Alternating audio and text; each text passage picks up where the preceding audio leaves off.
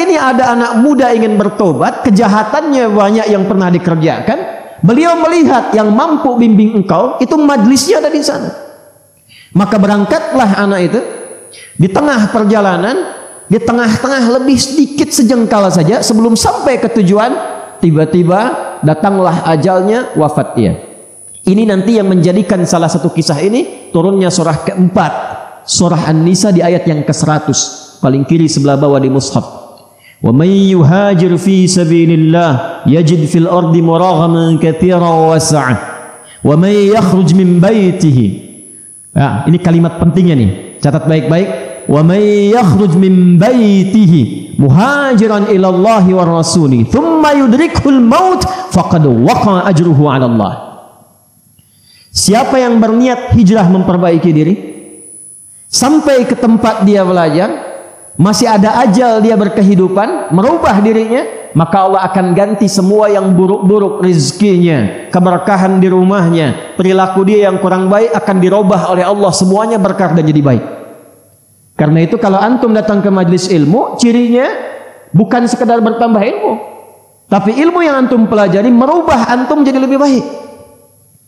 Jadi termasuk ahli Quran. Saya dengar di sini sebulan ada khataman Quran.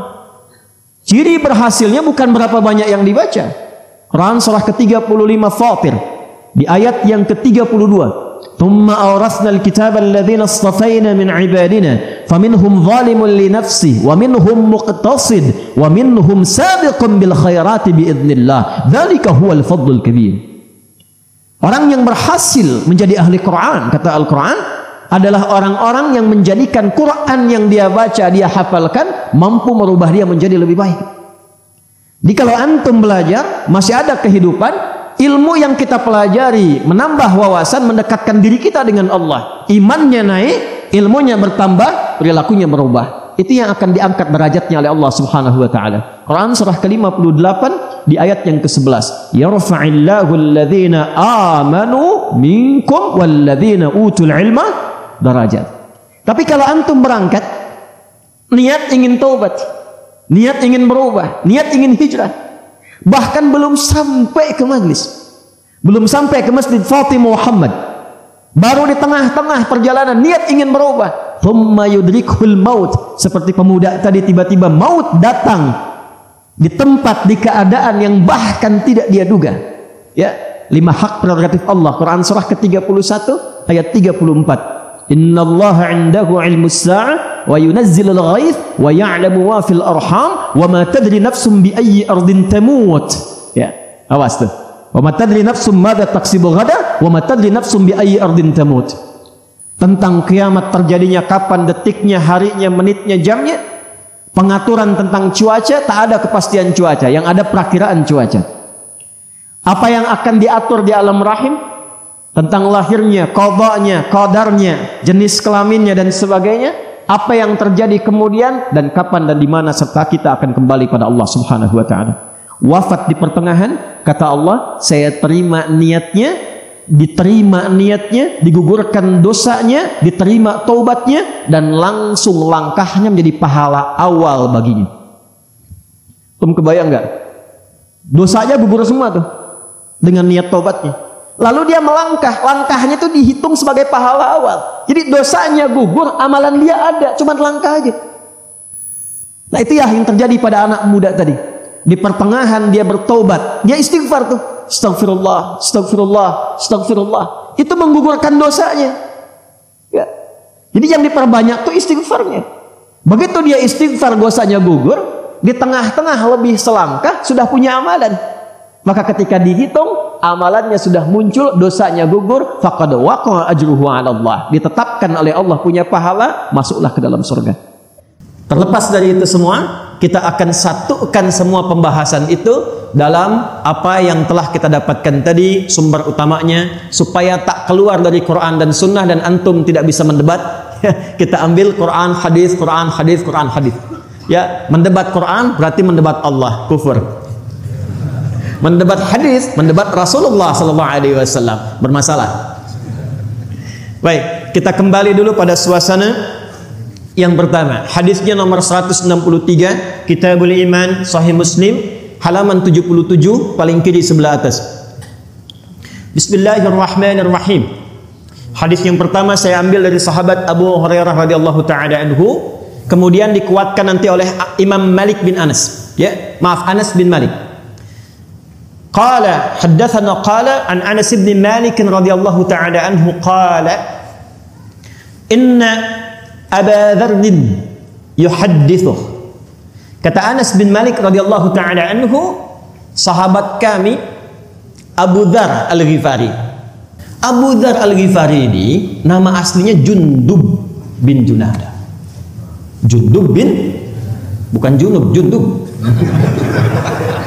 Jundub bin Junadah. Biasanya berteman kalau meriwayatkan hadis dengan Mu'adz bin Jabal. Dua-duanya kompak nih, duet, sering duet meriwayatkan hadis.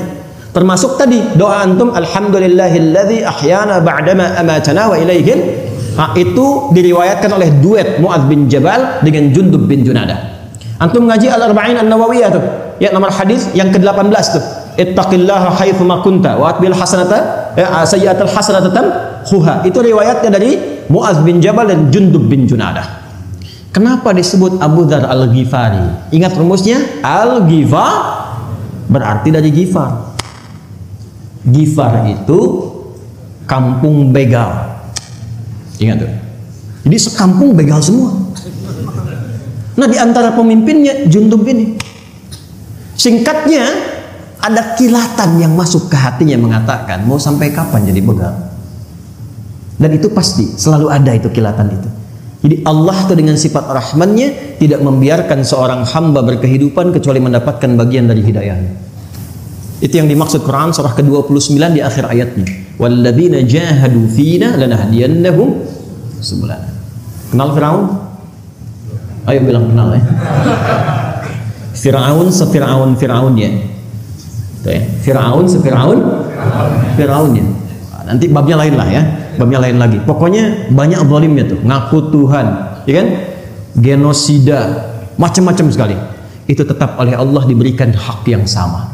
Dikirimkan langsung dua nabi, Musa dan Harun. Ini menunjukkan setiap hamba akan mendapatkan kesempatan, peluang untuk kembali mengingat Allah Subhanahu wa taala. Jundub ada kilatan. Ini rumusnya. Begitu berpikir kapan akan berakhir, dapat info ada seorang mengaku nabi di Mekah. Nah, ini fikih nih ya, fikih taubat nih. Jadi kalau antum sedang tergerak ingin bertobat, jangan ditunggu, cepat lakukan. Fikihnya Jundub.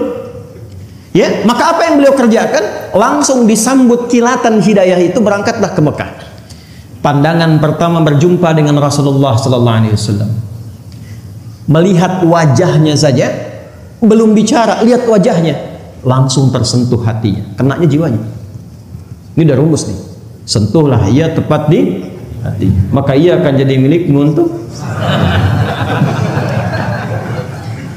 Gimana caranya lihat orang langsung kesentuh jiwanya? Baru lihat tuh. Maka nggak tunggu lama beliau bersyahadat. Kata beliau, ya Rasulullah, berikan saya tips, pesan singkat. Kata Nabi, pulang dulu, belajar yang betul, baru ingatkan kaum. Atau kama qala Rasulullah SAW. Kata beliau, saya nggak akan pulang sebelum saya mendeklarasikan keislaman saya di sini, depan Ka'bah. Kata Nabi, jangan kau lakukan. Orang-orang belum paham, kau bisa disakiti. Ya, apa jawabnya Jundub bin Junadah? Ya Rasulullah, saya ini membegal terang-terangan. Masa masuk Islam sembunyi-sembunyi? Saya ini membegal terang-terangan, gak enak lah syahadat sembunyi-sembunyi.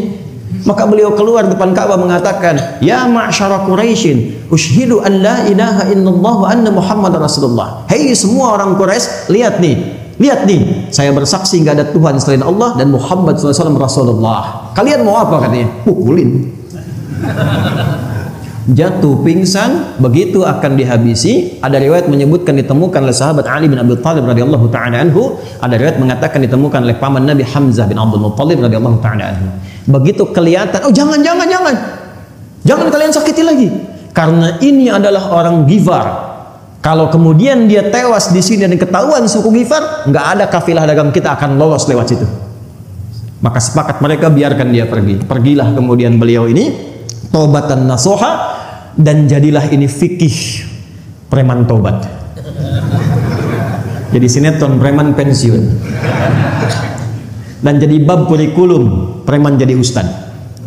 Karena kembali kemudian ke Ghifar, jadi dai di sana sampai kelak Madinah dihebohkan dengan langkah kaki dag digdug dag digdug dag digdug. Ternyata Jundub bin Junadah membawa hasil pendidikannya, berangkat kemudian ke kota Nabi Sallallahu Alaihi Wasallam, membawa rombongan dari Ghifar sudah pada masuk Islam, bedol desa masuk Islam. Kekuatan satu orang ini. Sahabat Nabi dulu begitu, as-sabiqunal awwalun itu 40 orang, tapi mereka berpencar kemanapun membawa magnet keislaman yang kuat. Amr bin As itu cuma jalan sepeninggal Nabi, bawa ekspedisi jalan, gak ngapa-ngapain jalan, ekspedisi. Afrika Utara dijelajahi, dari Mesir, Libya, Tunisia, Aljazair, Maroko sampai ke Syam. Syria sekarang ada 4 negara, Libanon, Jordania, Palestina, Syria. Insyaallah kita selesai ini kita salat ghaib ya, untuk yang musibah di Turki dan Syria.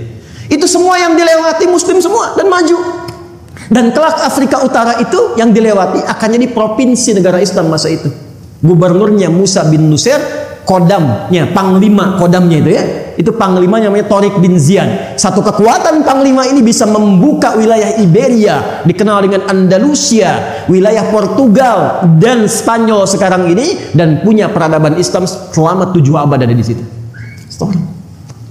Makanya dibukanya Fatah.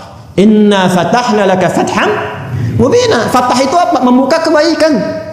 Jadi orang Islam itu dimanapun berada mesti membuka semua nilai kebaikan. Antum ke kantor jadi orang baik, buka semua peluang kebaikan. Yang disiplin antum, yang jujur antum, tidak korupsi, disiplin, paling sabar, tepat waktu, paling bagus hasilnya, buka semua nilai kebaikan. Nanti kalau ditanya bagaimana anda bisa begini, jawab, Islamlah yang mengajarkan saya seperti ini. Itulah hidayah. Itulah hidayah. Nah, ketika masuk Islam diviralkanlah tempatnya dari Ghifar, maka dikenal dengan Abu Dzar al-Ghifari. Kenapa yang disebutkan Abu Dzar al-Ghifari-nya bukan nama orangnya, untuk memberikan kesan kepada orang setelahnya. Nih saya nih, dulu saya mantan begal, sekampung begal semua, tapi Islam berubah saya menjadi orang baik dan dekat dengan Nabi, meneruskan risalah dakwah beliau. Itulah kalau antum ngaji tahu sanadnya, jadi kita bisa berubah. Dulu pembegal jadi ahli hadis, jadi ustadz. Kenapa saya nggak pernah begal orang, nggak bisa mendapatkan hadis Nabi SAW? Jelas?